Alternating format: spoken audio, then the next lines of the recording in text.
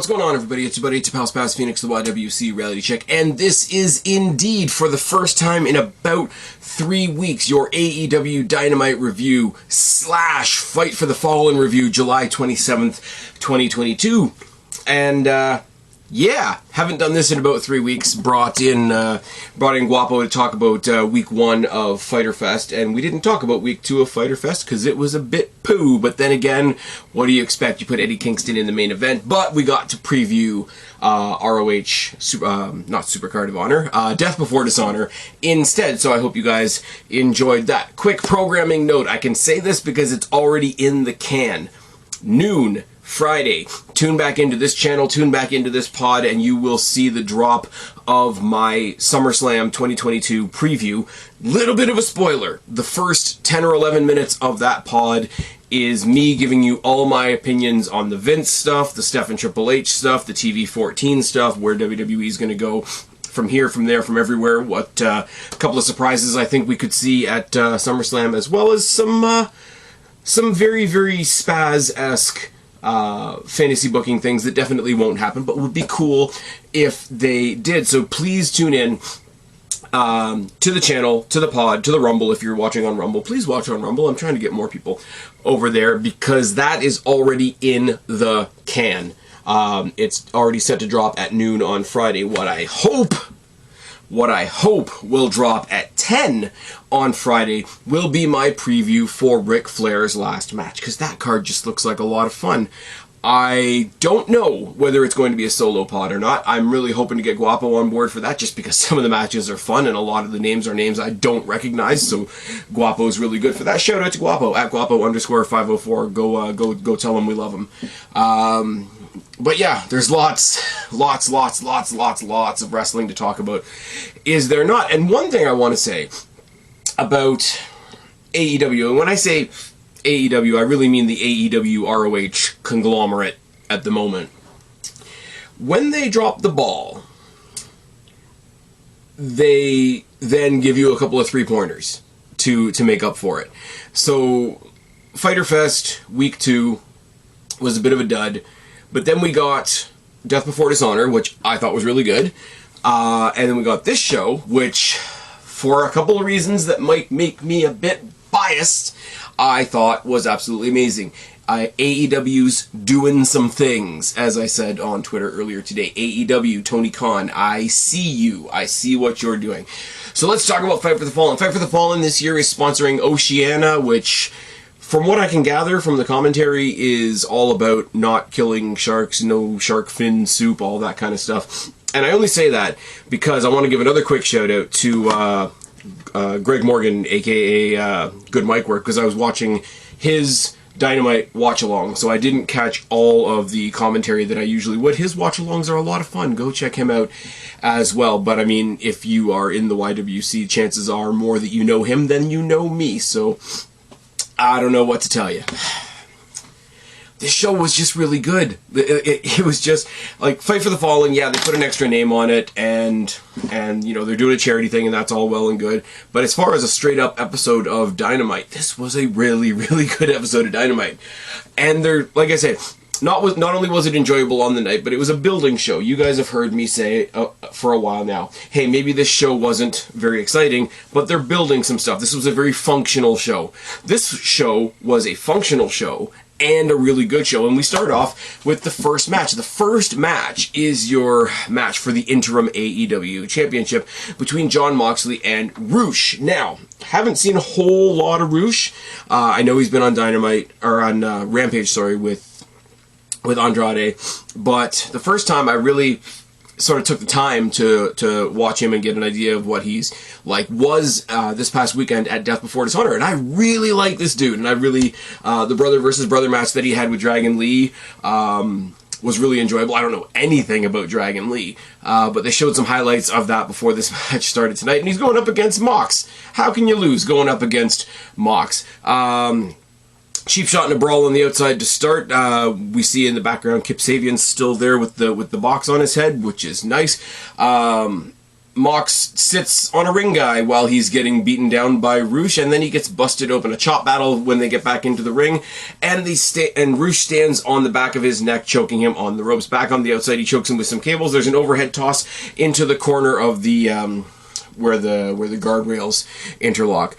When they get back in the ring, Andrade runs down to the ring and stops Mox from doing a top rope something by not only tossing him off the ropes and straddling him on the top rope, not only, you know, in the yam bag, as Taz would say, but also, you know, to the general gut sternum area as well. But he quickly gets chased off by Death Triangle, so layering stories are always fun. Straight jacket pile driver by Roosh looked like it fucking wrecked, I'm not gonna lie. Death Rider, but a kick out, but a bulldog choke, Mox gets the win. Now, I'm going to say something tonight. I'm going to say something that is the only downfall of a night which was really awesome. And I hope you guys don't think that me making this nitpick is taking away from how great I thought this show was. This show was based around 3 title matches, but this show was based on 3 title matches that weren't really title matches, if you get my meaning.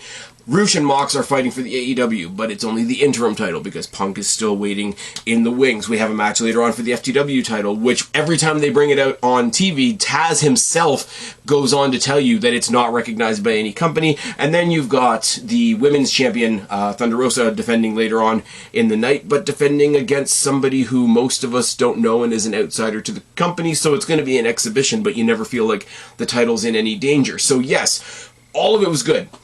Not to take anything away from any of those 3 matches per se. Well, technically 4, but we'll get there when we get there. It's not to take anything away from those matches, but you sold this night on 3 title matches that were only kind of title matches. I hope that makes sense. I hope you guys don't think I'm taking the piss out of the wrestlers involved or the titles involved, but it's just how I feel. It's from 100 to like 99.99, if that makes sense. Moxie's celebrating in the ring. He's got a win over Roosh, and I can't wait to see what Roosh does next. I'm not going to lie. I have a feeling they're going to partner him up with Andrade to go for tag titles, if not have Andrade in more of a manager's role, which would be really funny because Andrade came in and they cycled through a couple of different managers for him. I mean, we have Jose the assistant now, but before that we had Vicky Guerrero, and before that we had Chavo for a bit, and that kind of fell apart. So in his search for a manager, has he now become the manager for somebody else?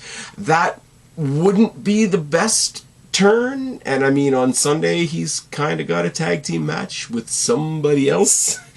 We'll get there when we get there, it's fine.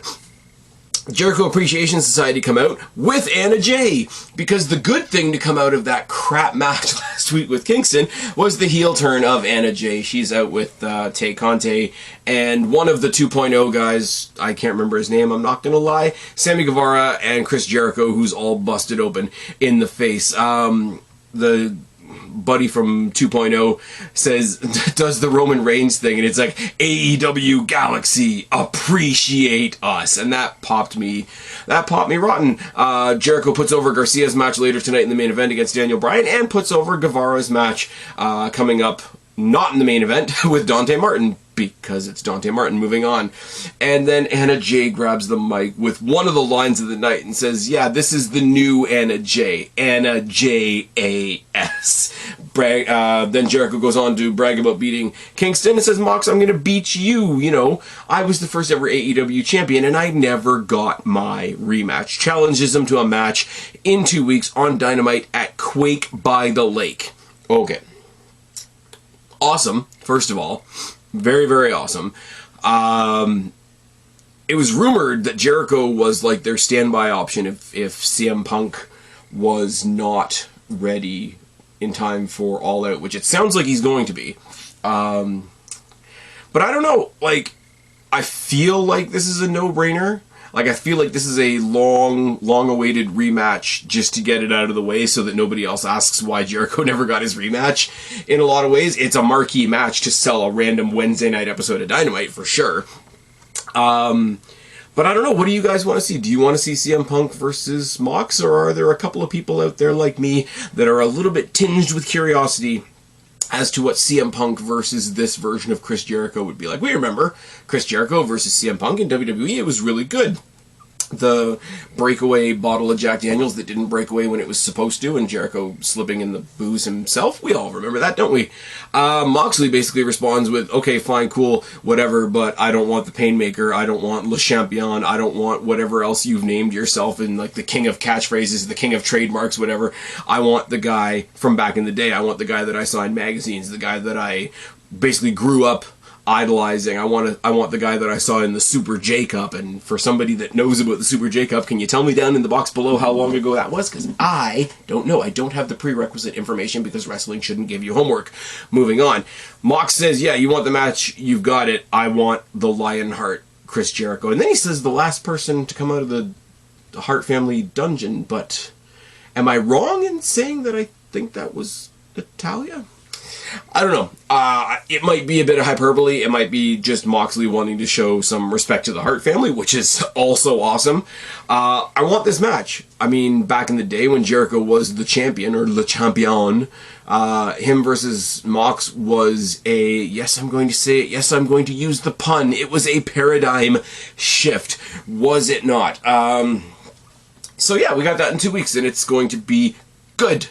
And then we go to commentary with a big announcement that wasn't delivered with very much big announcement energy. They pan to the desk, and there's 3 belts on the desk, and says, "Hey guys, we've got some trios titles here, and no, it's not me and Taz and Excalibur. Ha ha ha ha! We're gonna have a tournament, and it's gonna be crowned it all out." They did it with such lack of pomp and circumstance. I know people are waiting for these titles, and I know it's especially funny after they threw a ROH 6-man title match on the card at Death Before Dishonor. I get that. So they want to not have that seem like they're laughing at the fans or mocking the fans. I understand that. Get it out there. The titles are gorgeous. The titles, and I say this in a positive way because I mean the titles of yesteryear. These titles do have a hint of a feeling of old school WWE tag team titles, and they don't look, the bigger selling point is they don't look like anything AEW has already, so they are entirely unique. I'm down for it. I'm not somebody who's always pined for trios or 6-man titles myself. I've always been way more interested in finding any company that has a strong enough women's division to support a legitimate mixed tag division, because I think there's a lot you could do with that, but you'd have to do it in a company like Impact that allows proper intergender wrestling, and I don't think that's going to happen in AEW, or even the new Triple H rated TV 14 version of WWE. I just don't see it happening. So the announcement was great. I know it's going to be better news for other people, but I just think it was delivered with not the greatest amount of pizzazz, if that makes sense. I know the Michael Sidgwicks of the world are probably filling their pants, but I'm happy to see it. Let's do it. Let's see what it becomes. But I mean, when they put more pizzazz into it, I'm going to use that word again, when they introduced the All Atlantic Championship, which nobody seems to give a shit about other than Pac. Oh, it's true. And then we go to the back where, unfortunately, somebody gives Dante Martin a microphone. Moving on, Danhausen versus Ricky Starks. I'm not giving Dante Martin any more time than I need to on a review. Fuck him. Dante Martin versus Ricky Starks for the FTW Championship. There's a long, prolonged, like, supermodel-esque black and white video of Ricky Starks before he makes his entrance. Danhausen poses and tries to curse him, and he gets booted by Starks. There's a boot by Danhausen, a spear by Starks, and he gets the quick win. He grabs the microphone. He says, "Yeah, you're very nice, you're very evil, but you're not absolute." And just like last week, I've still got a lot of gas in the tank, like to use a Mark Henry expression. I want a real challenge. And then it slowly kind of dawned on everybody who it was going to be. And not only out came Hook, but out came Hook in orange trunks. And I'm not always a gear guy, but I popped for not orange trunks, orange shorts. I'm not always a gear guy, but I popped for the orange shorts, considering it's basically the Taz title, and it's Taz's kid, and Taz is on commentary. This is one of those things. I go on to say in my SummerSlam review, for a little bit of a preview, talking about the Liv Morgan win at Money in the Bank. It's few and far between when you can feel genuinely happy for a wrestler. And I was happy for Hook, obviously, to get this opportunity, but I was also, like, you gotta be happy for Taz. Like, Taz is in the catbird seat to do commentary on his kid fighting for his title. Like, you can't get any better than that. The only thing better than that is Jericho hosting his own show in his own ring on his own boat, coming out to his own music, performed by his own band. Like, that's the only thing you can really compare it to, and this is even more better. That's good English, right? But this is even more better because, like, this is a dad and his kid. You gotta be happy about that, like, storyline aside. Strikes, headbutts, and throws. A spear by Starks, but the Rochambeau gets countered into the Red Rum, and not only does Hook get the win, he gets the fist bump from Ricky Starks as well. Everything is hunky-dory in Team Taz land. Or is it? Come back from the commercial break. Tony Schiavone is in the ring with Ricky Starks and Powerhouse Hobbs, who's come out to console his friend. He says, you know, I lost that title. I don't mind losing that title. I don't mind losing, but I made the most of that title. I turned leather into gold. I don't want to wait anymore. My time is now. And then he gets clotheslined from behind by Powerhouse Hobbs, who gives him an absolutely dirty-looking spinebuster while Taz overreacts in his very awesome Taz way on commentary. So, is Hook part of Team Taz? Is Hook a babyface? Is Ricky Starks... Has Ricky Starks just turned babyface? Has he been kicked out of Team Taz? Or has Powerhouse Hobbs gone further heel and extricated himself from Team Taz? This, in a very, very short, compact 10 minutes of time, you told a fuck ton of story with a faction that was sort of all over the place, with the tag team doing one thing and, you know, Hook off doing his own thing, sometimes with Danhausen, and Taz being on commentary. And, I mean, Brian Cage isn't even in the group anymore, but he's in a different company, and I'm saying that in tight air quotes. This was a lot. This was a lot in a very short amount of time, and it's good. They didn't, like, there wasn't any fat to cut off the story. They put the title on Hook. They had the really, really feel-good moment for him and his dad on commentary. You got the respect between him and Ricky Starks. The crowd still cheered for Ricky Starks, and they cheered for him more when Powerhouse Hobbs turned on him, because, of course, Powerhouse Hobbs is going to be the heel because he's the big monster. It's really good. I cannot say enough how much they did with such a small amount of time. I'm legitimately very impressed by that. Sammy Guevara has to waste his time in the ring with Dante Martin. Tay Conti comes out with a jacket that says "Till Death Do Us Part," and Sky Blue is out with Dante for reasons. All I can say in this match is, and I'll say it again so that people don't get on my case about it, yes, Dante Martin is a fantastic athlete, but in an entire company, an entire bloated roster full of great athletes, I am permitted at this point to say, so what? So what? The Young Bucks, who I can't stand, do what I'm supposed to like from Dante Martin better than Dante Martin does. And even though I don't like them, it still means I have an opinion of them. Dante Martin just takes up space on my TV screen. The star power differential between the two of these guys is fucking massive. Dante went, I smiled legitimately when he went for a dive to the outside and basically landed face first on Sammy Guevara's knee. There was a standing Spanish fly by the Spanish God in the ring. Cutter, GTH, Sammy Guevara gets the win. Anna Jay comes down to join Tay Conti in double teaming Sky Blue. And then, of course, because they need to be on the show, Ortiz, Ruby Soho, and the Bobblehead come in and chase everybody away. Ruby Soho is being lumped in with the Bobblehead, and my sympathy grows. We go to the back and we hype up, Garcia hypes up his match with Bryan Danielson in the main event tonight, which is awesome. And then we get the announcement that Lethal and Sanjay Dutt and Satnam Singh are going to face the Best Friends in a trios match on Rampage. Yay.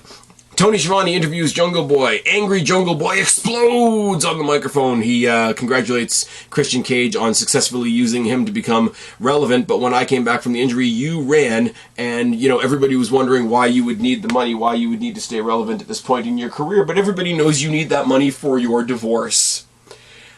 I popped for that, I'm not going to lie. Jungle Boy is doing a little bit of try-hard badass stuff here, but I'll allow it. It's not as cringy as Eddie Kingston, so we will allow it. Christian comes on the Titantron.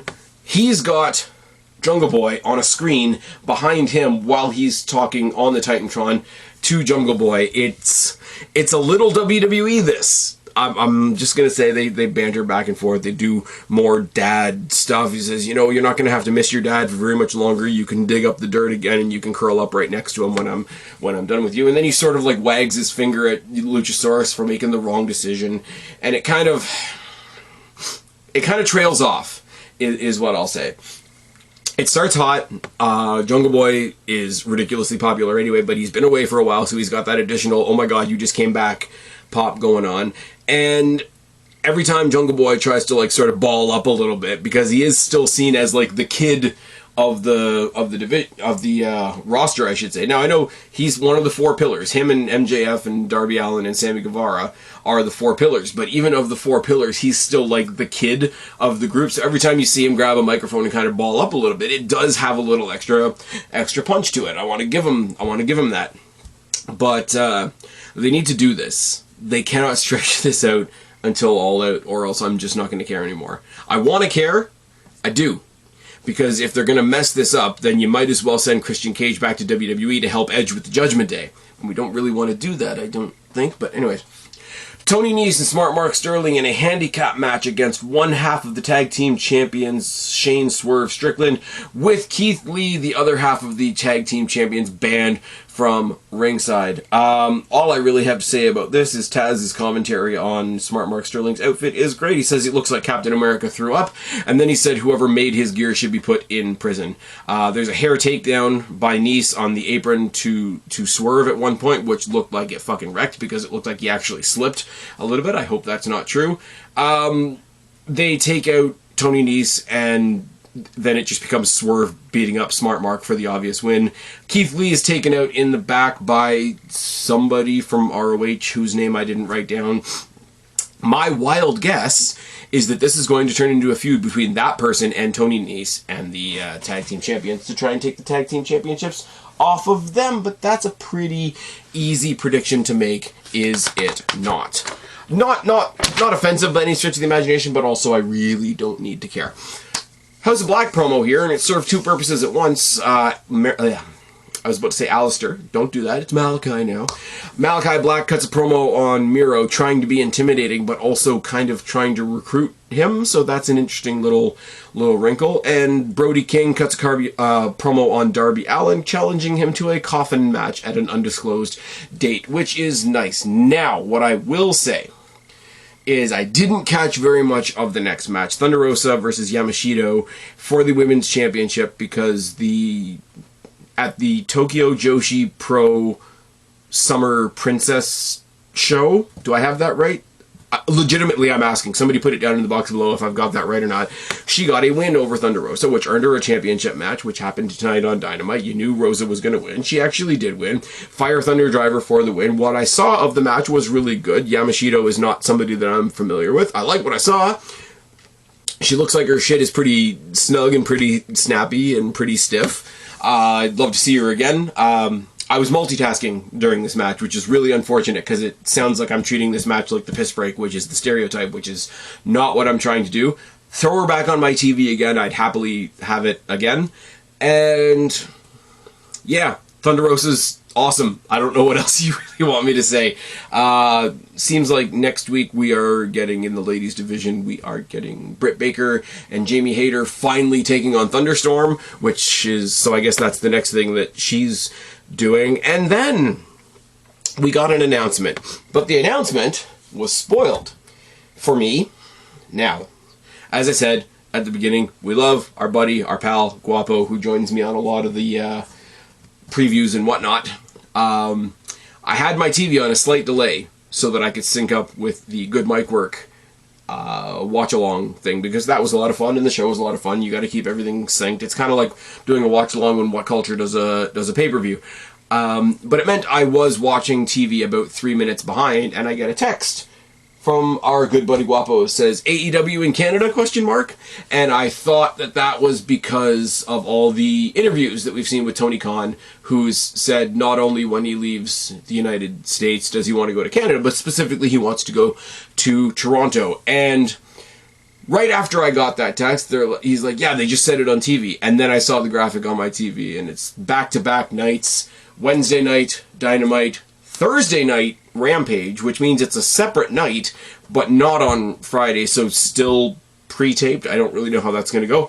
In October, in what is already a short week, because we've got a stat holiday the Monday of that week, I might take that week off. I am definitely fucking going, because this is, you know, I always make the joke when I mention somebody from Destiny. I say, check it off your Spaz Phoenix bucket list. But if you want to talk about your Spaz Phoenix bingo card, I've been to a TNA house show. I've been to a TNA pay-per-view. I've traveled all the fucking way to Peterborough, for those of you who know where that is, for a TNA pay-per-view. I have been to Raws. I have been to SmackDowns. I have been to pay-per-views. I have been to 3 of the big 4. I have been to SummerSlam, Survivor Series. I was at WrestleMania to see Hogan fight The Rock. I have been more recently to Greektown, where we saw Bret Hart and we saw Eric Young and Channing Decker do awesome things. I have been talking out my ass to you guys about Destiny Wrestling here in Mississauga. I hope that Impact comes back and does some more cool shit in Toronto. One thing I have yet to check off my bucket list is AEW. And not only is it cool that it's happening, it's cool that it's happening back-to-back nights. It's cool that it sort of gives me a feeling of like when I got the back-to-back nights when there was NXT Takeover Toronto 1 and 2, and then they had their respective pay-per-views the following night. I will be going to this. This is, I think, the second week in October in Toronto at the Coca-Cola Coliseum, which is really the Rico, but we really need to rename everything. I'm sorry, I don't care. The Sky Dome is still the Sky Dome. Go fuck yourself. AEW is coming to Toronto. TK, I see you. I see what you're doing, buddy. Thumbs up. It's all good. And then Bryan versus Garcia. And I could just say Bryan and Garcia had a match and cut off the review there, but we'll go into some stuff. I am going to go with the gimmick. The match started with, say it loud, say it proud, the Daniel Bryan silly kicks. Oh yes, suicide dives and grappling in the ropes to follow. Both men fight for a neckbreaker, and Garcia gets the win in that deal. Running dropkick into the rails by Bryan. Bryan collapses in the ring, selling the head trauma of the injury that he's just come back from. I don't know how cool that is. He eats the steps by Garcia. DDT on the exposed concrete floor, and he's busted open, because if you are in the Blackpool Combat Club, it's really the busted open Combat Club, is it not? Top rope, backdrop, suplex, chop battle, some more. Say it loud, say it proud. Again, the Daniel Bryan silly kicks. Backpack sleeper by Garcia. Tiger suplex by Bryan. Busaiku knee, and then a knee off the apron by Bryan. But there's a hand sticking out of the apron that holds Bryan's foot down long enough for Garcia to hit a dirty-looking pile driver and lock him into what I have to say, I'm sorry, was a really shit sharpshooter, and Bryan passes out for the upset win for Daniel Garcia, which is awesome. And then the reveal, who was the hidden hand under the ring? It was Jake Hager, which kind of went over like a wet fart, because if you were going to have a reveal, it should have been somebody that wasn't Jake Hager. But I'm sure it means somewhere along the line we're going to get Bryan Danielson versus Jake Hager, which I'm oddly intrigued by. We quickly go off the air after that with Jericho Appreciation Society reigning supreme, and Bryan Danielson face down in the ring because he's not conscious. This was cool. This was a loaded show. This was a show full of individual loaded moments. We had the stuff with the TAZ, with Team TAZ, that I'm going to say still, I'm surprisingly into. Like, they did so much, like I say, in that 10-minute period. They introduced the Trios Championships, which is all well and good. I'm interested. I know people are way more hyped than I am. Bryan and Garcia was a great closer. Mox versus Roosh was a great opener. We've got the story leading into whatever it is in 2 weeks between Jericho and Mox, which is nice. AEW is fucking coming to Toronto. That's your take home. That's your finalized point. That's what you all take home with you while you're listening to this, so you can be excited for me, because more wrestling for me is a good thing. I got 2 Destiny shows coming up. I got a Raw coming up. I've got now this, whenever these tickets go on sale. Not to mention, tomorrow night, hopefully sitting down with our buddy Guapo or by myself, talking about Ric Flair's last match, and how ridiculous is that? Put it down in the box below also. I know this has nothing to do with AEW. What do you think is going to happen at SummerSlam? Are we going to get a wild sweeping change from Triple H in the Triple H era of potentially TV 14 WWE this coming weekend? Let me know down in the box below or when you see the pod on Friday. I've said a lot. I'm in a really good mood. The whole announcement of AEW finally coming to Canada really put me in a good mood, and it capped off what, like I said, was a pretty fucking amazing show. Because they know they fucked up Fyter Fest Night 2, don't they? Anyways, I'm not going to stop gloating. I'm going to go celebrate some more, probably go to bed. I've been Spaz, your YWC reality check. Subscribe up there, talk down there, start a conversation. Keep all these conversations going. Don't be a stranger. I will talk to each and every last one of you later, but for right now, oh fuck yeah, I'm tagging out. Bye guys.